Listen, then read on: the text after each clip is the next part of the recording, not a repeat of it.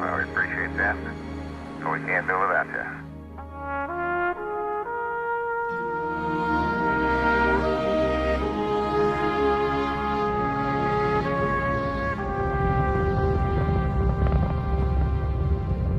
Roger, clear the tower.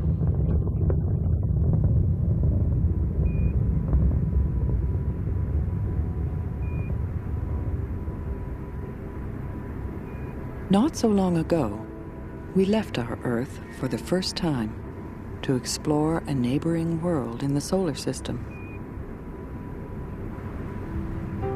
Well, Houston, Sweet 16 has arrived.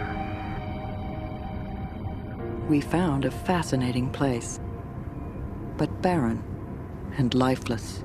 We stopped, and let's take a gander around and see which way we ought to head. You know, Dave, if we can make it out that far directly ahead of us, look at those large blocks. You mean come down slope, yeah, at 12 o'clock. One sight stood out from all the others. When we looked back across the moon's horizon, we saw the Earth, our home, a tiny oasis beckoning across all those miles of empty space. I tell you, it looks beautiful going away, and it's going to look even better coming back.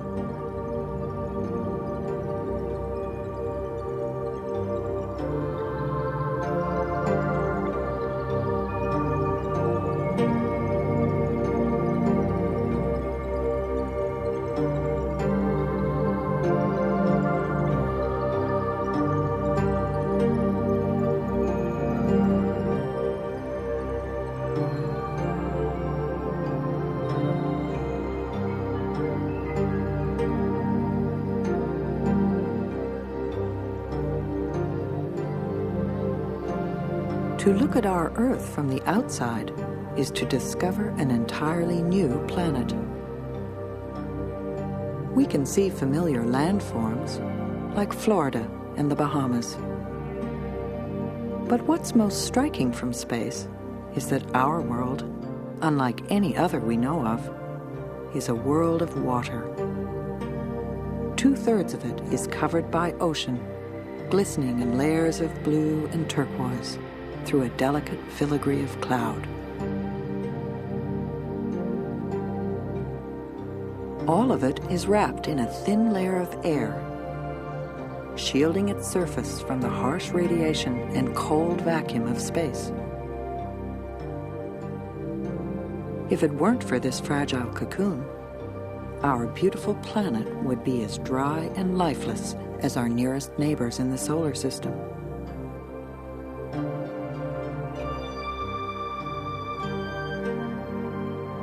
Mars has only a feeble atmosphere.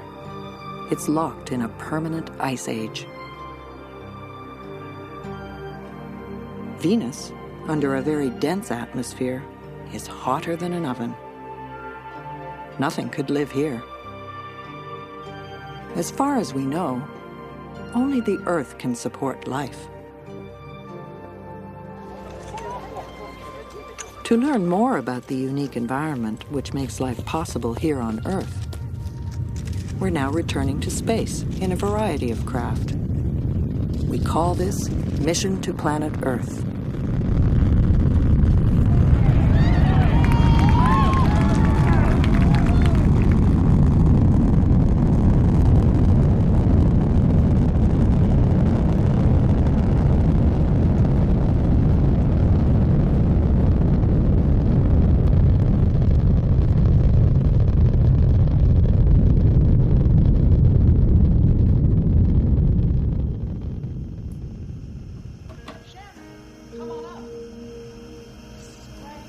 Only a few hundred people have actually seen the Earth from space. Here we can see it as a whole.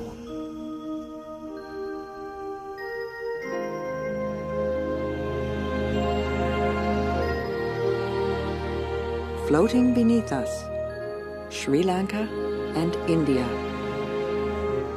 But now we also see a planet, bathed in the light of a nearby star, the Sun. Ours is a world of constant change. shaped and reshaped by nature's powerful forces. Its blueness came out of the earth itself. The ancient oceans were steamed out of the interior by erupting volcanoes. We know this one as the Big Island of Hawaii.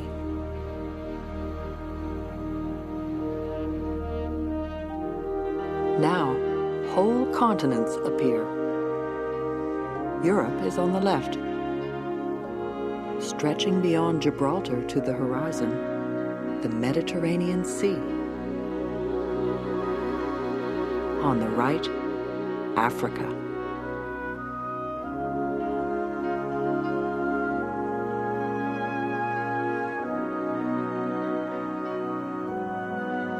Deep in the heart of Africa, we come upon a land of forests, lakes, and rivers. We're crossing over Lake Victoria and the broad plain of the Serengeti.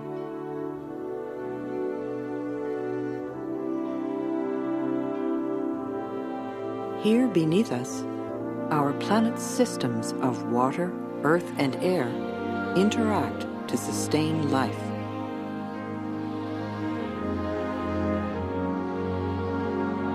To observe this complex environment more closely, we'll drop down to the surface of the strange red lake below.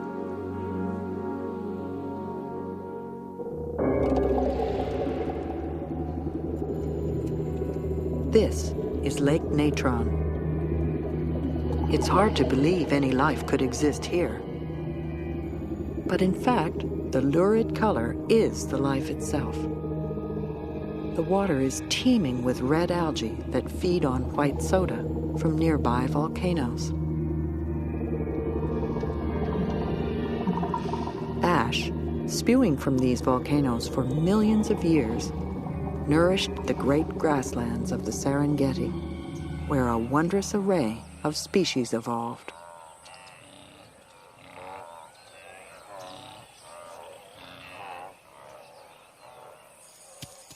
Each depends in some way upon the others.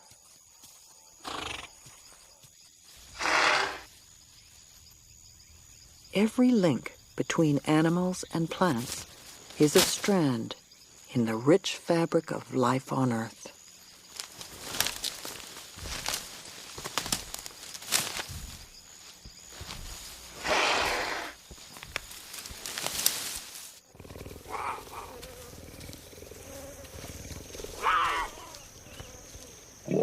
Of all the creatures that evolved in Africa, only one stood upright.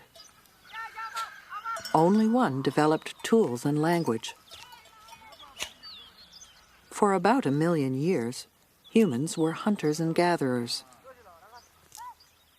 Then we discovered farming. Now the same land could support many more people.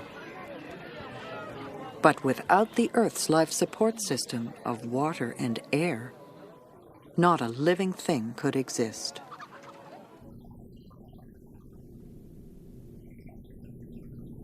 "200 miles above the Earth, there is no air. This astronaut must wear a spacesuit. It supplies the oxygen he needs and insulates his body from extreme heat and cold.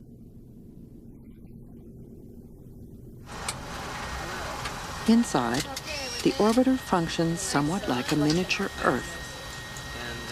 The environment is carefully balanced to keep the astronauts comfortable. One system controls the temperature. Another supplies oxygen. On Earth, the forests and oceans absorb the carbon dioxide we exhale. In space, the crew uses special canisters to clean the air. For a short time, this artificial system supplies to the astronauts what the Earth has always provided for us. Its natural systems slowly recycle the air, the water, and even the rock. In one cycle, Heat from the sun evaporates water from the ocean to form clouds. Winds drive the clouds over land. Rain from the clouds falls back to the earth and then runs down to the sea, where the cycle begins once more.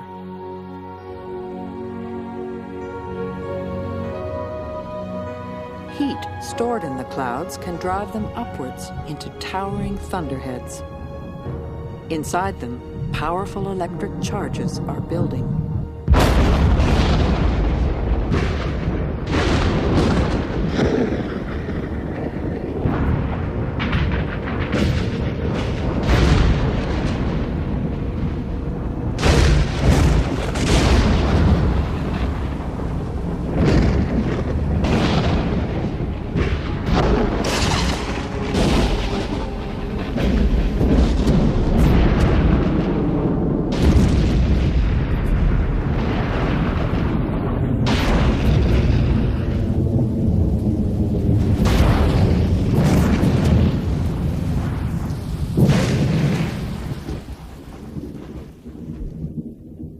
You can see lightning on Earth from space. Astronaut Charlie Bolden.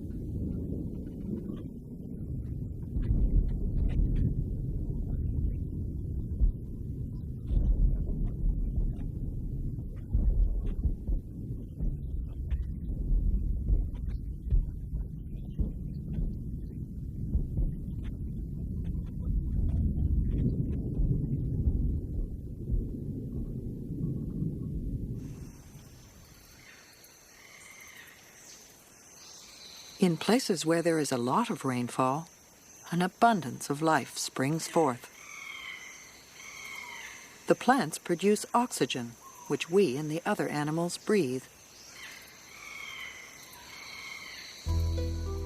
Life on Earth is easy to see from space. Costa Rica and Panama are green with it.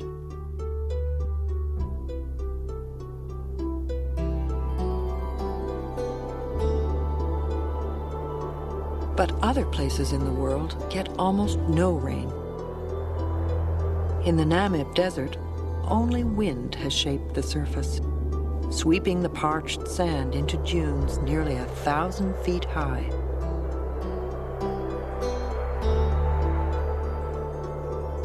In some of the driest deserts, people have drilled for water trapped in the rocks deep below the sand. Each one of these tiny circles is an irrigated field, half a mile in diameter. But this is a short-term gain.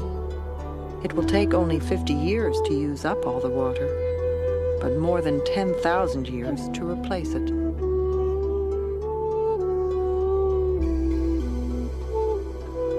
In some regions, like the Sahara, the amount of rainfall can change drastically within a single generation.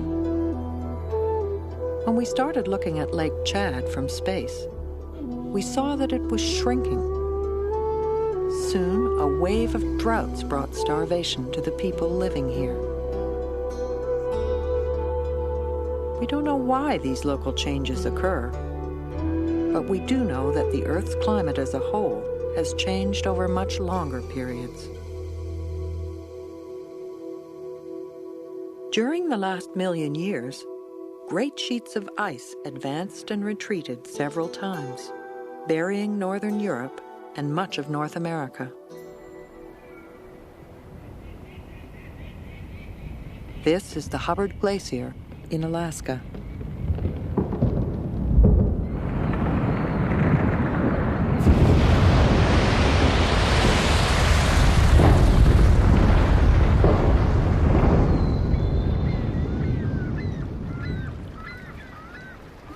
Trapped deep inside these frozen walls is a record of climate change, going back thousands of years.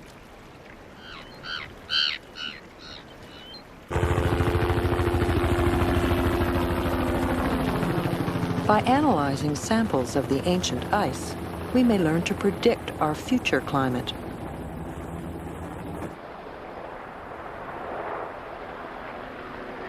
"10,000 years from now, Perhaps the sites of Montreal, Detroit, and Copenhagen will again lie buried beneath a mile of ice.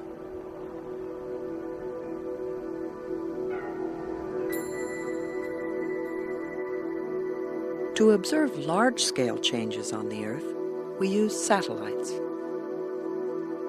The TDRS satellite will act as a relay, linking scientists with dozens of spacecraft watching different parts of the globe. Some study ocean currents. Others monitor the health of crops. They also warn us when storms develop.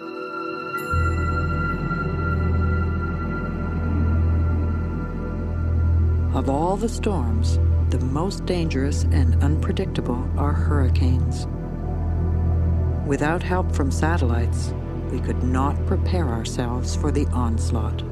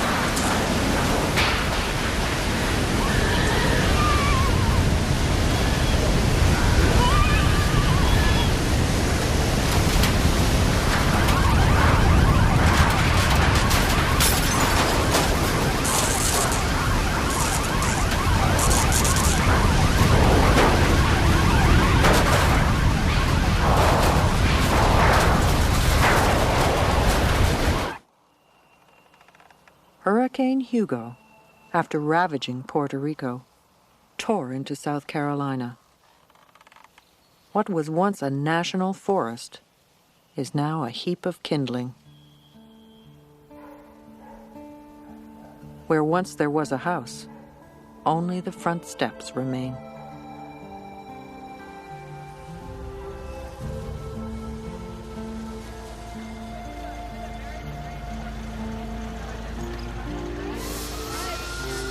Overnight, nature's fury has devastated entire communities.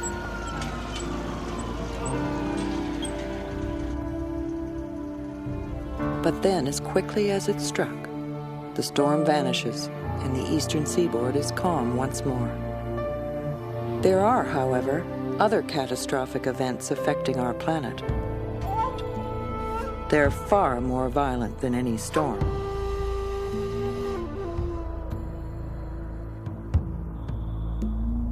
The Earth is continually pelted by a hail of objects from space.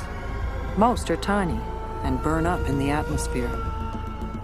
But every now and then, a big one gets through. Some 30,000 years ago, a piece of an asteroid, weighing perhaps 300,000 tons, slammed into Arizona. It blasted out a crater almost 600 feet deep. As collisions go, it was a small one.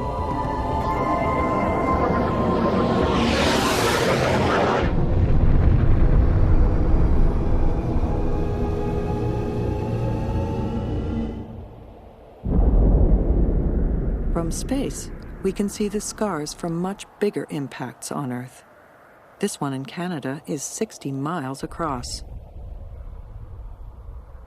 The effects of a similar collision may have wiped out the dinosaurs.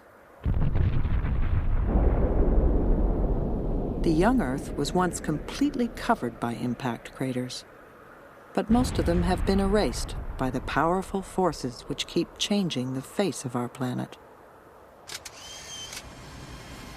From orbit, we see evidence for the most astonishing geological discovery of our time. The Earth's crust is broken into about a dozen moving plates.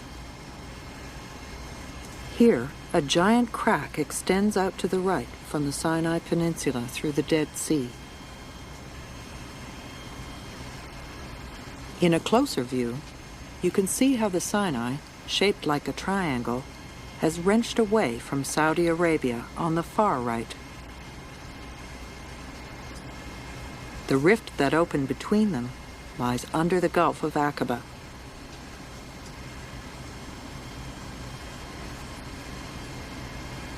Most of the rifts are on the sea floor.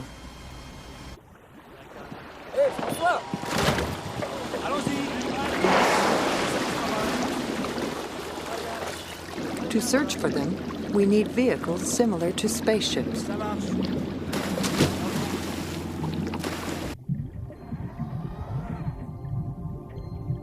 We are on a journey 2 miles down to the very bottom of the ocean. We will enter a world that has never seen sunlight. And yet, the ocean floor is alive with exotic creatures.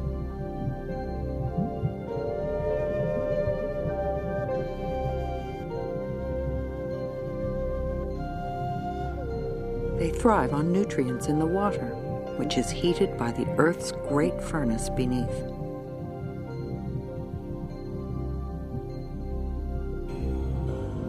Here in mid-ocean, at the boundary between two plates, molten rock pushes up from the interior.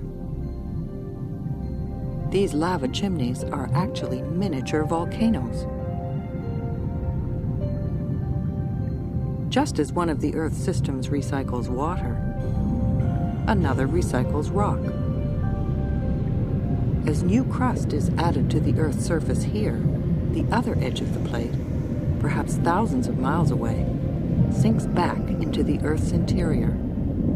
As it melts, volcanoes erupt.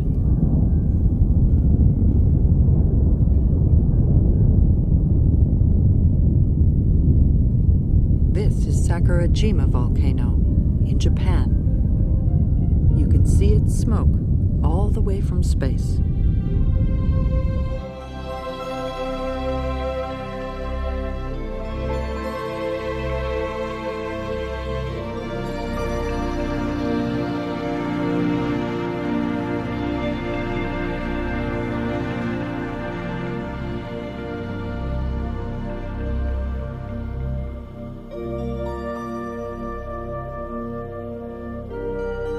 Here, two great plates are slowly crushing together, pushing up the Himalayas, the highest mountain range on Earth.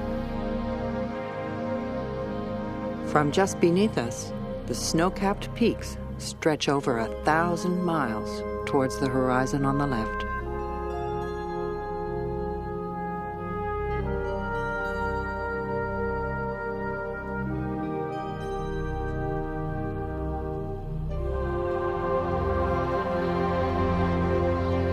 Almost all of North America, here on the right, lies upon a single plate.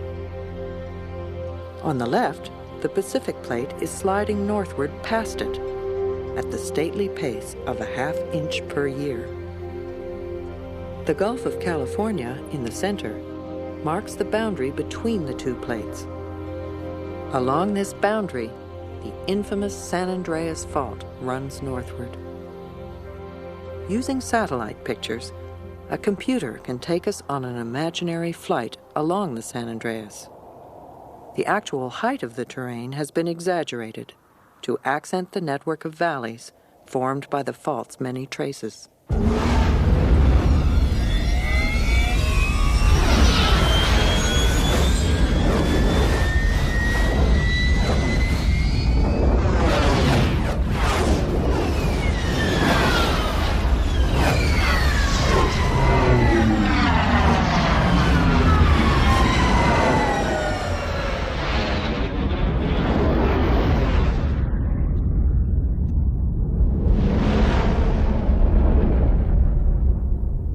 As the two plates slide past one another, they lock together in some places. The strain builds.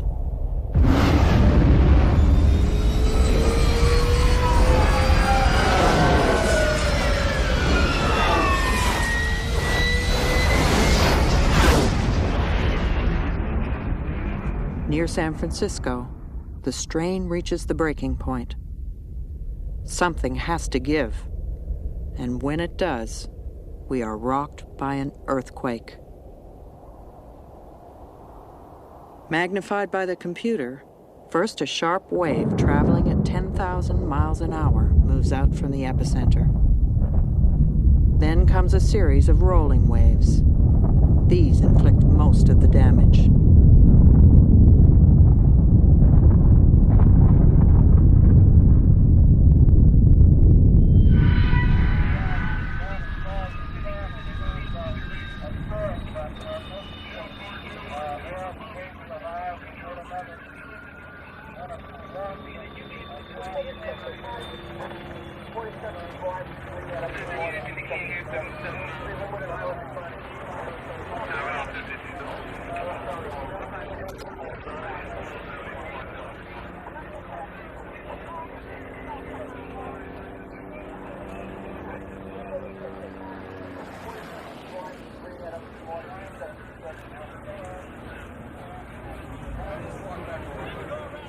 Some buildings, though still standing, had to be demolished.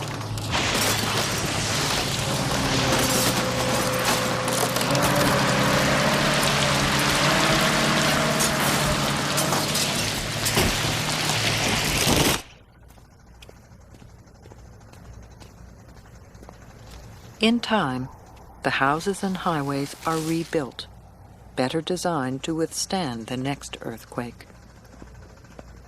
People will always be subject to nature's powerful whims.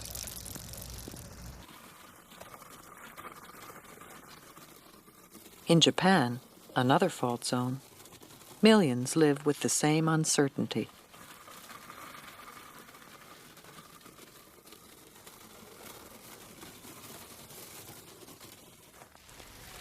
One day, almost certainly, we'll learn to predict earthquakes. But in the meantime, we try to live in harmony with our sometimes turbulent planet. After each salt, we pick up the pieces and carry on.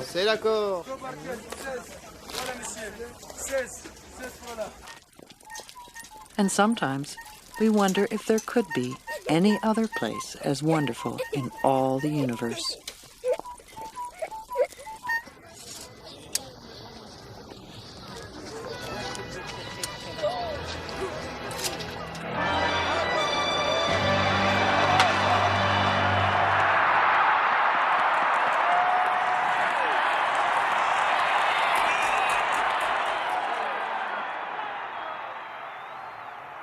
But now a new force, as threatening as any in nature, has begun to change the Earth. We are that force. To our ancestors only a few centuries ago, the forests, oceans, and skies seemed vast and almost limitless.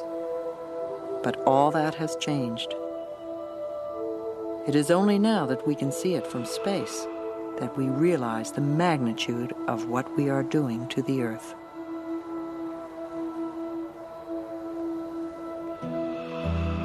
As settlers cleared land to create the great farms of the American Midwest, more and more valuable topsoil eroded into the Mississippi. Flowing southward down this great river, the silt is carrying pesticides. They are pouring into the Gulf of Mexico. The Yangtze River in China is a natural conveyor belt for soil from the plateau above it. Now it doubles as a dump for sewage and industrial wastes. But an island far away has become the most eroded place on Earth. Madagascar was once cloaked in lush forest. Now loggers and farmers have cut most of it down. With nothing to cling to, the thin red soil has washed down the mountain slopes into the Betsaboka River, choking its mouth completely.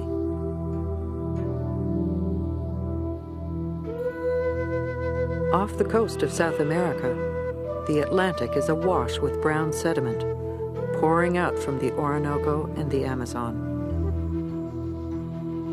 Upriver lies the largest continuous rainforest in the world.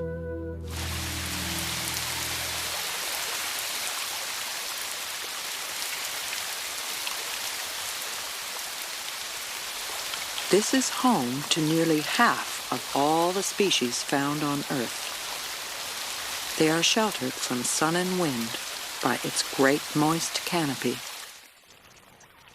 People depend upon the rainforest for food and the rare medicines its plants produce.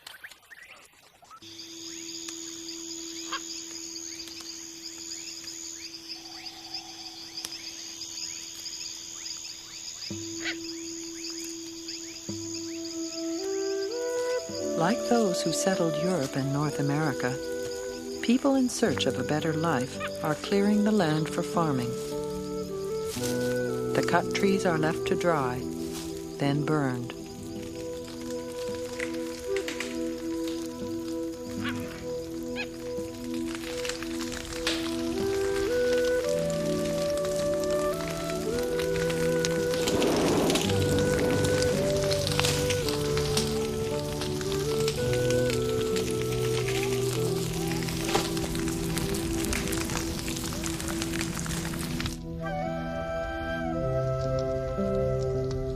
Almost 1 acre of tropical rainforest is destroyed every second.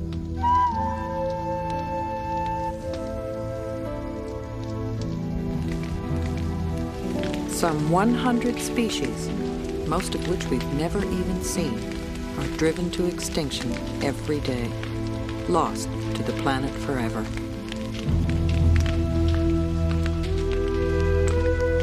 In destroying them, we are tampering with the fabric of life, cutting the very strands that bind us all together.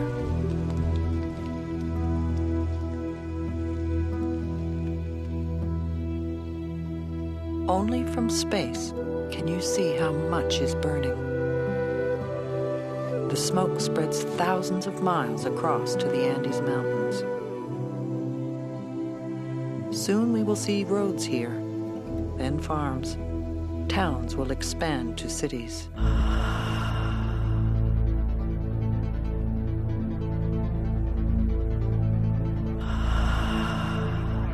8 million people live here in Los Angeles. 6 million vehicles and thousands of factories release chemicals into the atmosphere. Air Quality Management District with an air quality update for the Los Angeles and Orange County. Suggests that persons with existing heart or respiratory diseases should reduce physical activities in these areas. Smog permeates the air we breathe. Not only are we polluting our air, we may also be altering our climate.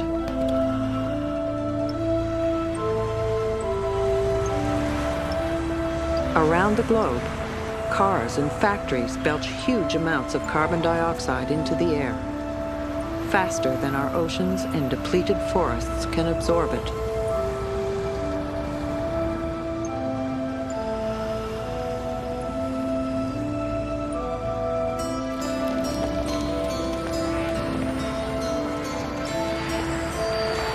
Our numbers are increasing by nearly 100 million every year.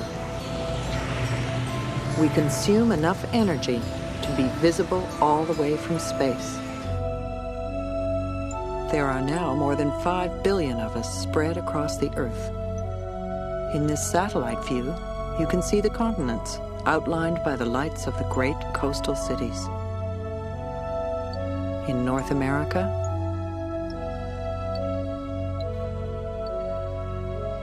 in Europe and in Asia.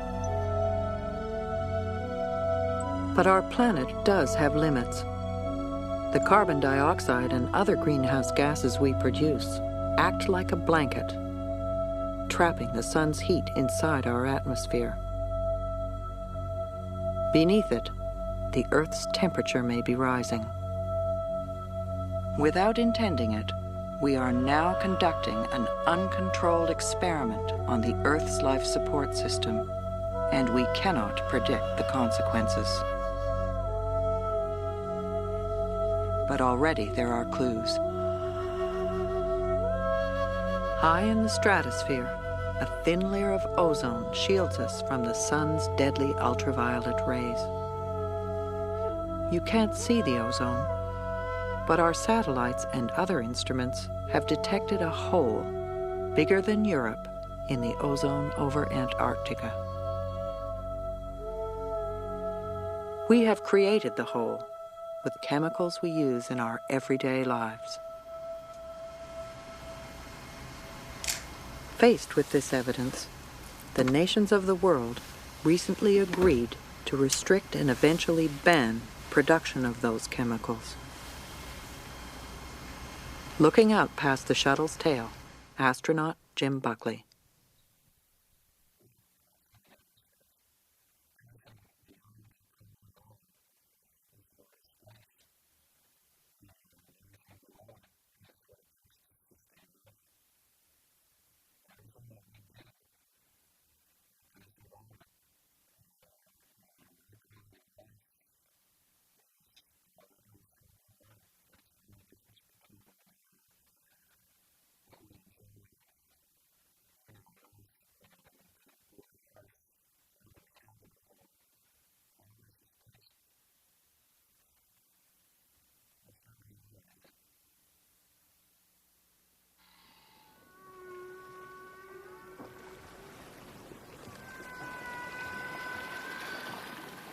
Our world is a special place where millions of species coexist, each one an integral part of our planet's fabric.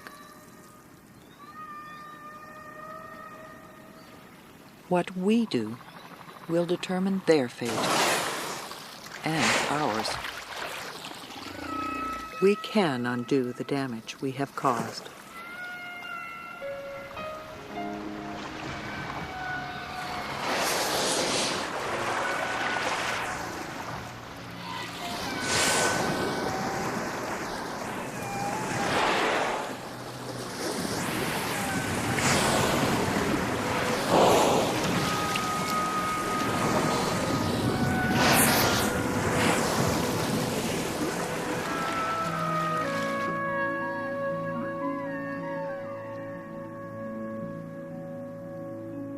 The earth we inherited can again be a garden, beautiful and bountiful. Everything we need for life is here. Shimmering blue, it is our haven in a vast black sea of space.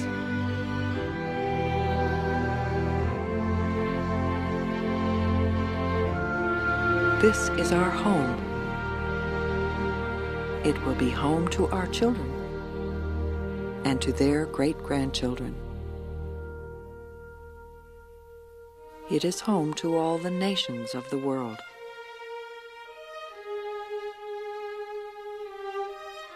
It's home to the people of Mexico.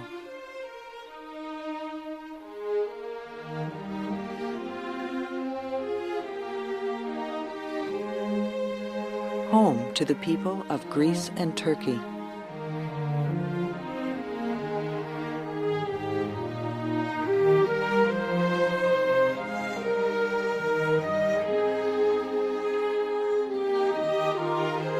It's home to Israelis and Arabs.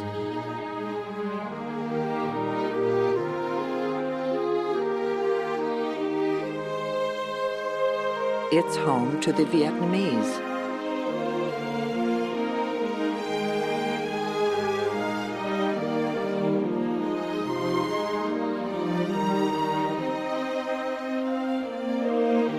It's home to the Aboriginal people and the farmers of the Australian outback.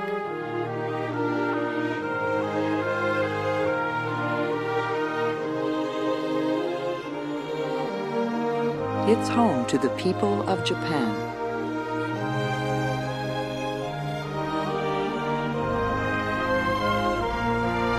It's home to the peoples of the Caribbean.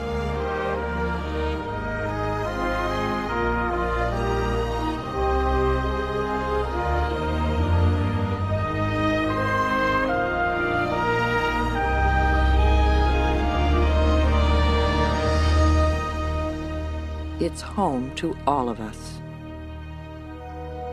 And it's our only home.